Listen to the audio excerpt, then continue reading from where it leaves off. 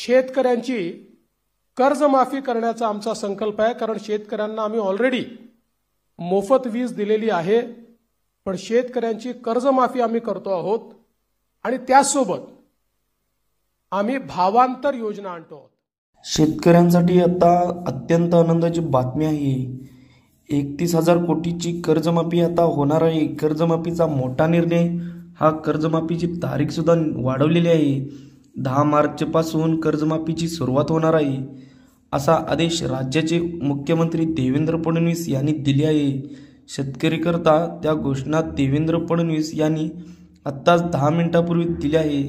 दिनांक 2 मार्च 2025 रोजी महाराष्ट्राचे उपमुख्यमंत्री आणि भाजपचे वरिष्ठ नेते देवेंद्र फडणवीस यांनी शेतकऱ्यांसाठी मोठी घोषणा केली आहे। यावेळी ते किसान सन्मान निधी योजनेचा 19व्या हप्त्याची वितरण प्रसंगी बोलत होते।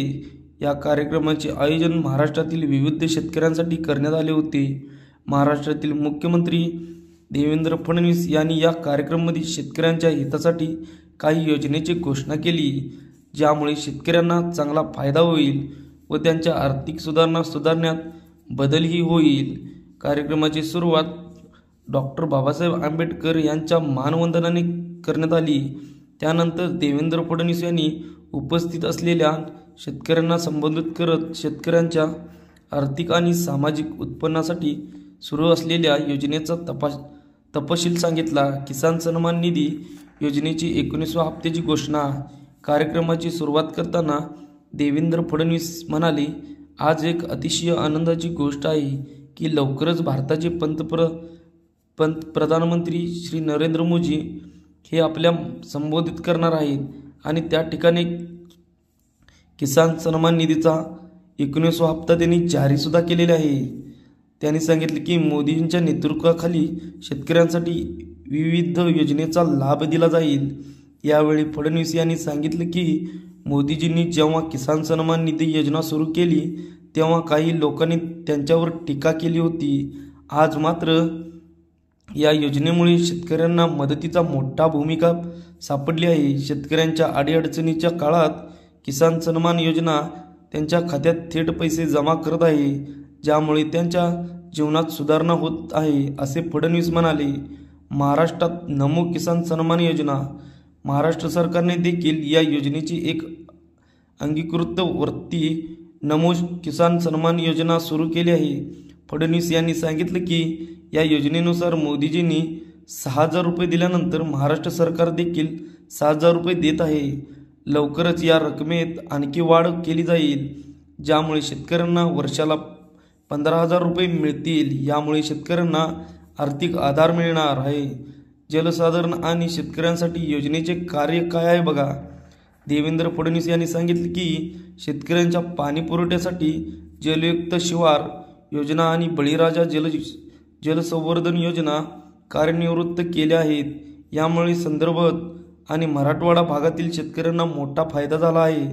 त्याचप्रमाणे विदर्भात 25,000 कोटी रुपयांची 89 जलसंधारण प्रकल्प पूर्ण झाले आहेत, असे फडणवीस म्हणाले। अधिक तपशील सांगताना फडणवीस यांनी सांगितले की आता दुसऱ्या टप्प्यात 6,000 कोटी रुपये खर्च करून जलसंवर्धनाचे काम सुरू केले आहे। यामुळे शेतकऱ्यांना पाण्याची कमतरता पडणार नाही व वापरात सुधारणा होईल। स्मार्ट योजना आणि शेतकऱ्यांचे विकास काय झाले बघा। देवेंद्र फडणवीस यांनी स्मार्ट योजना सुरू केली आहे, ज्यामुळे शेतकऱ्यांना नवे रोजगार निर्माण होण्याची संधी मिळणार आहे। आम्ही शेतकऱ्यांच्या गटांना विविध प्रकारच्या प्रक्रिया उद्योगांची सुविधा देत आहोत, त्यामुळे शेतकऱ्यांची उत्पन्न क्षमता वाढेल, असे फडणवीस यांनी सांगितले। त्याचप्रमाणे शेतकऱ्यांना कॅश क्रॅप आणि ग्रेडिंग सुविधांद्वारे फायदा होईल। ॲग्रोटेक डिजिटायझेशन आणि शेतकऱ्यांचा विकास। फडणवीस यांनी ॲग्रोटेक या महत्त्वाकांक्षी योजना उल्लेख केला।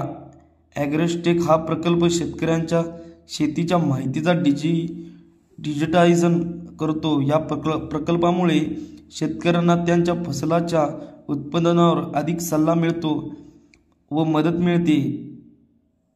54% शेतकरी या ॲग्रोस्टॅकमध्ये सामील झाले आहेत आणि आमचं उद्दिष्ट आहे की 100% शेतकरी यामध्ये सामील व्हावे असे फडणवीस यांनी स्पष्ट व्यक्त केले।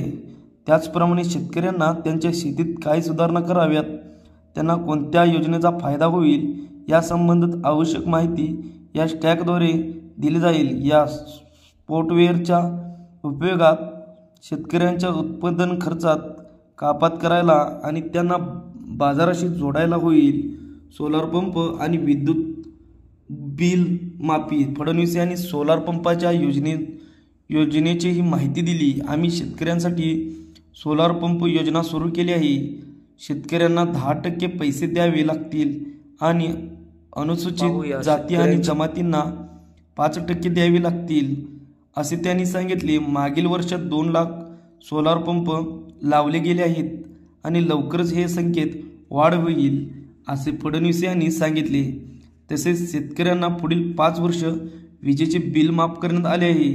यामुळे शेतकऱ्यांना आर्थिक मदत मिळणार नाही, विशेषतः जेव्हा ते आपल्या शेतीसाठी सोलार पंप वापरत आहेत।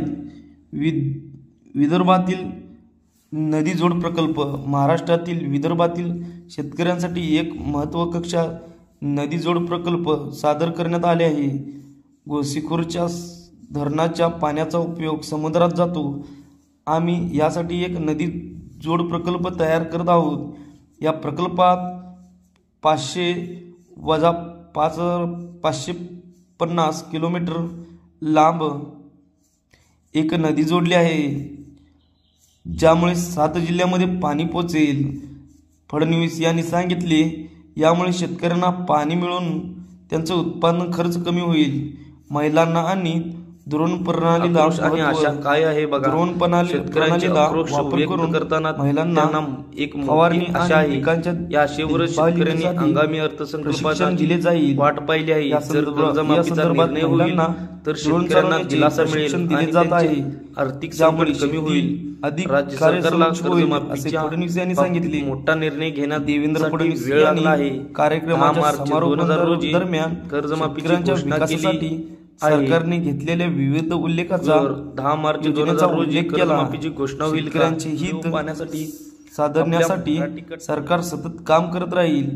यापुढेही शेतकऱ्यांचे जीवन सुधारण्यासाठी विविध योजना लागू करण्यात आहेत आणि या योजनेत पात्र होण्यासाठी कोणकोणती कागदपत्र आहेत ते जर तुम्ही पात्र केला तर तुम्ही सुद्धा शेतकरी मित्रांनो या योजनेत पात्र राहू शकता।